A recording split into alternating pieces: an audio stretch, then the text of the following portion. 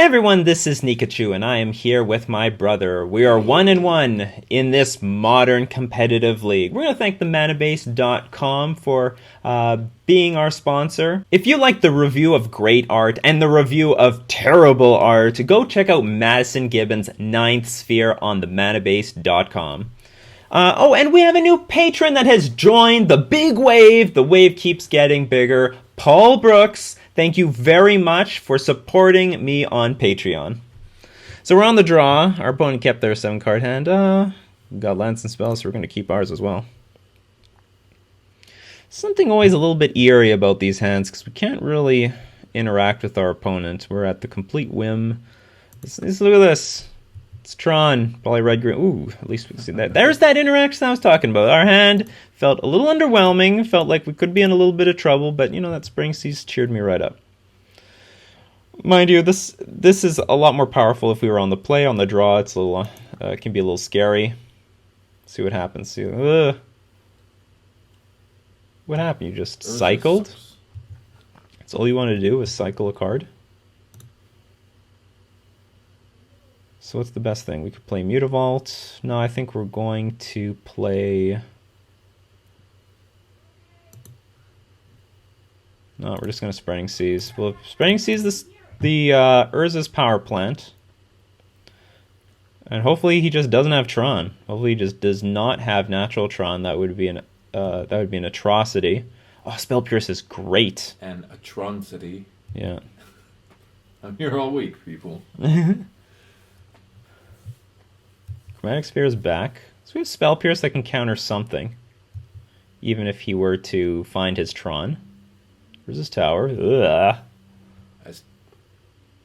We have a hand that can race Wormcoil Engine. That's the one good thing about this hand. So if I thought about things like Spell Pierce, I should have played Mutavault first, because then now I could play... I could attack with Mutavault and hold up Spell Pierce. But right now I cannot play a Lord and hold up Spell Pierce. 2 Spell Pierces now.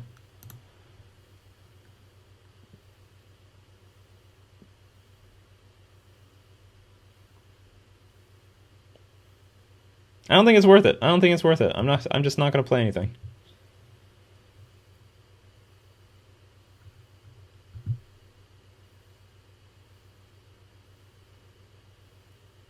Ugh, that sucks. Yeah. I could double counter this. If he doesn't have the land, then this would be very good. The thing is, I could try to Spell Pierce this, and maybe it will work, but the thing is, if... this could be the bait card. I could Spell Pierce this, and he ends up having actual Tron in his hand. But the thing is, let's say he does get to Tron. Let's say we let him have Tron. I'm going to Spell Pierce one thing, and then everything else will be out of Spell Pierce range, so I'm going to Spell Pierce this thing right now. We'll double Spell Pierce. If he's got Tron, then whatever. Screw it.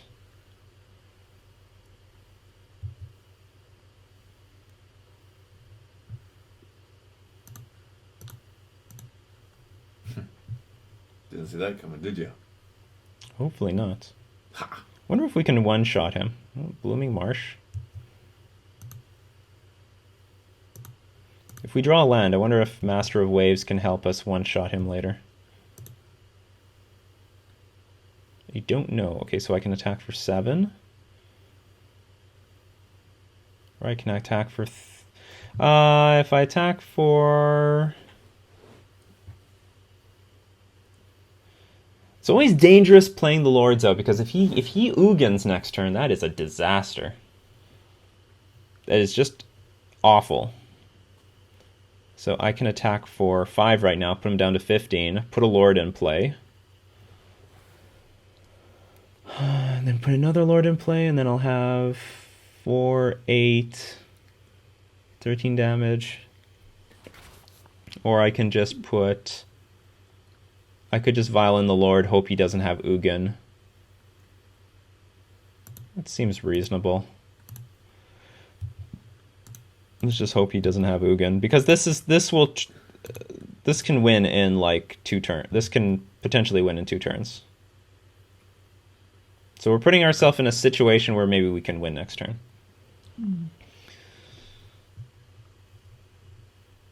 Okay, so Tron is offline. That's some good news. What the hell is natural Karn? Natural Karn?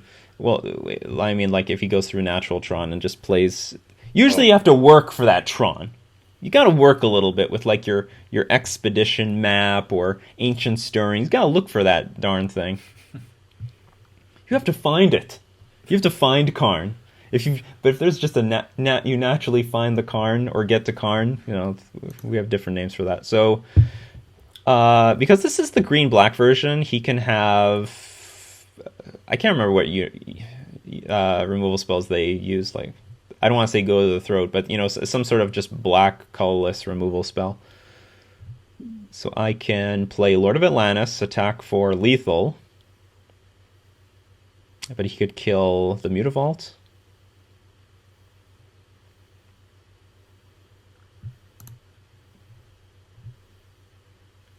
No, we're gonna go for it. We're gonna try to win. We're just gonna try to win.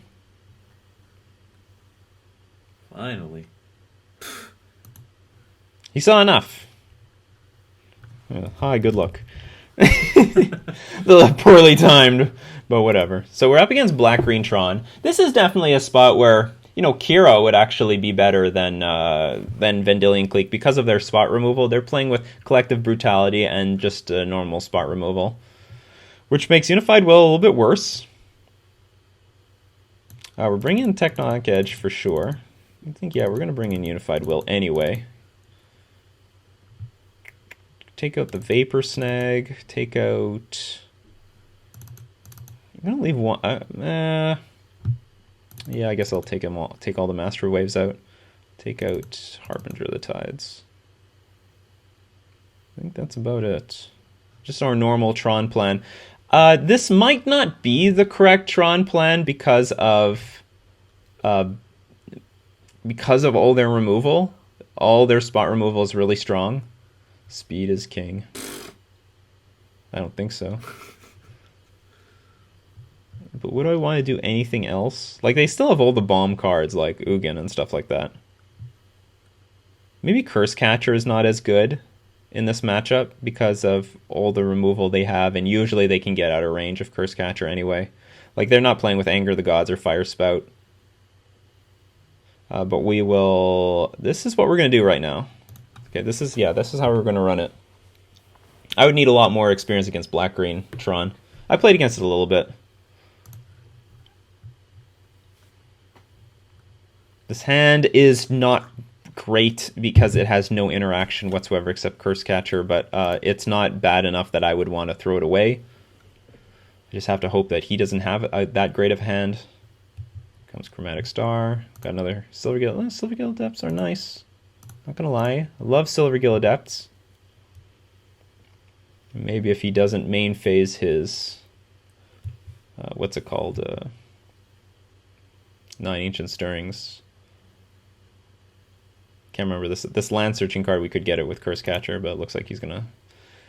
Well, he doesn't even need to play around Curse Catcher because it's impossible. So he's just cycling through his deck like crazy.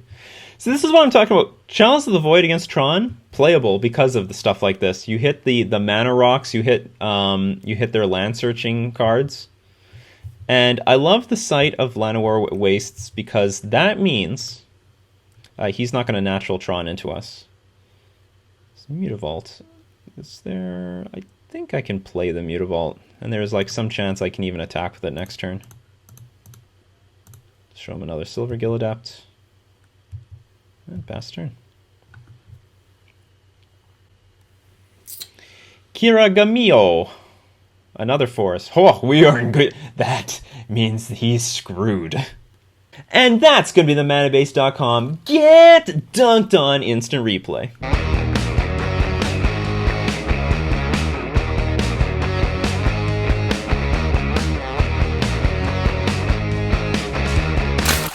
I think this hand was a mulligan. Like, unless... Yeah, if you do not have... I mean, maybe it's just a boatload of removal, for all I know. He's just gonna, like, land, put Wormcoil Engine into play or something like that. So he is choosing the modes. I reveal my hand. Like, this is another annoying thing, is he can, like, rip Spell Pierce and Unified Will from my hand with Collective Brutality. But anyway, he's going to eat this thing, and he's going to see that my hand has nothing. That's one bonus with the hand that we kept.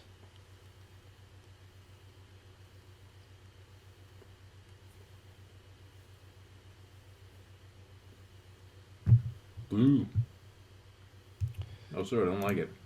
That's okay.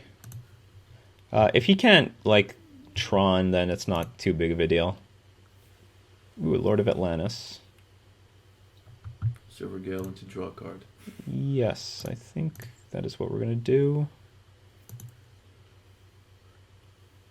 Because I didn't need to play the land. Should I play Silver Gale now? How could I get punished? Not particularly badly. See if we can draw. I don't necessarily need Spreading Seas.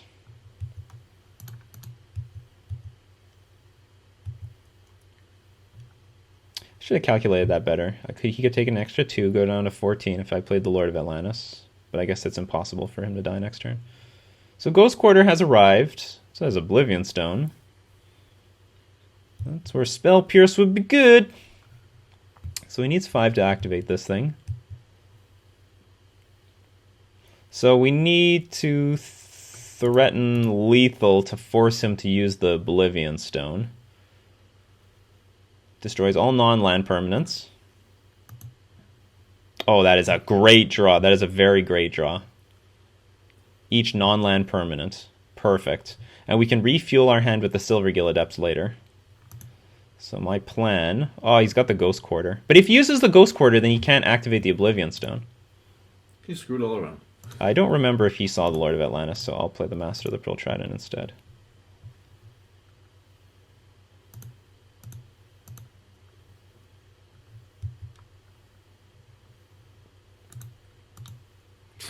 What is this? Can I play the other Lord? Hit for 4, 7, 11. Put him to 5. That's close to lethal. Not quite lethal.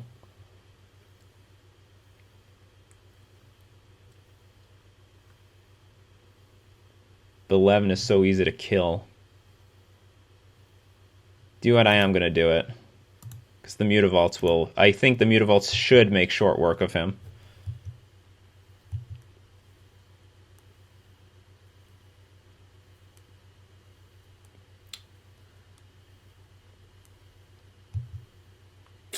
One life is very dangerous.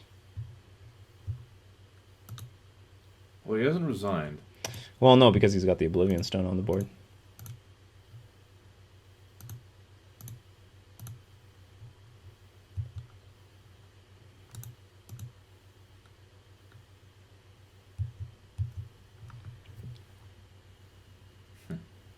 Oh, do you know what? There's one thing I forgot about. Silvergill Adept can't do anything, so actually maybe I prefer that he was at 8 life. Because it's going to blow up my Aether Vial, and I can't actually cast this thing. That was a mistake by me. I would have preferred to have not played this Lord, I guess. So whatever, he goes to 1. Ha! He's got the Ghost Quarter. We'll see what happens. If he plays like Wormcoil Engine here, he'll stabilize for sure. No, but he did not have whatever the hell he needed. Well, one thing's for sure, if he wanted a removal spell, he can't use this anymore. So the way I played it was in such a way that turned off the Llanowar Wastes. That's I don't know what to say. I'm not sure. That's a close call, though, with that Lord of Atlantis, because the way that I played it, I would put him to 1, but of course we're in this situation here where maybe he could Ghost Quarter himself and maybe find a swamp. I don't know if he's playing any in his deck. Speed is king. I don't know. Yeah, speed is king. Hastily rush to your own grave. That's right. So, yeah, that has been our matchup against... Tron. Yeah, black-green Tron. We're going to thank themanabase.com for being our sponsor. As usual, thank you for making me a part of your daily routine, and thank you so much to my patrons supporting me on Patreon. This has been Nikachu and his brother playing Merfolk in Modern. See you tomorrow.